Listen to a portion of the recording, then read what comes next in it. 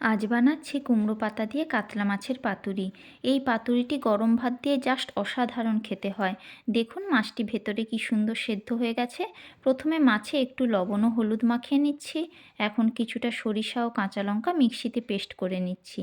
এখন একটি পাত্রে লবণ ও হলুদ মাখানো মাছ, সরিষা ও কাঁচা লঙ্কার পেস্ট, কুচনো ধনেপাতা, চিরা কাঁচা লঙ্কা, সরিষার তেল, লবণ ও হলুদ দিয়ে ভালো করে মেখে ঢাকা দিয়ে রাখবো 30 মিনিটের মতো। এখন কুমড়ো পাতাগুলি ধুয়ে পরিষ্কার করে পেছনে আঁশগুলি এভাবে তুলে নিচ্ছি। 30 মিনিট পর এক পিস মাছ, কিছুটা সর্ষের পেস্ট, একটি কাঁচা লঙ্কা পাতার মধ্যে নিয়ে এভাবে মুড়ে নেব। এখন একটি কড়াইতে সরিষার তেল দিয়ে লো ফ্লেমে পাতুরিগুলি দিয়ে ওপর থেকে অল্প অল্প তেল ছড়িয়ে 30 মিনিটের মতো সময় নিয়ে উল্টে পাল্টে ভেজে তুলে নিলেই রেডি আমাদের কুমড়ো পাতায় মোড়া কাতলা মাছের পাতুরি।